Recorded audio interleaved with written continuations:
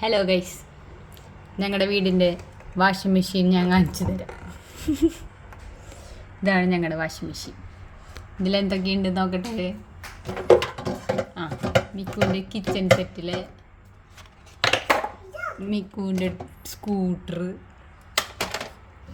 Miku കഴിക്കുന്ന cup, മിക്കുവിൻ്റെ തലയിൽ വയ്ക്കുന്ന സാധനം, മിക്കുവിൻ്റെ കിച്ചൺ സെറ്റിലെ ഉപ്പും ഒരു റിങ്ങും, ബിൽഡിംഗ് സെറ്റിലെ ഒരു കഷ്ണം,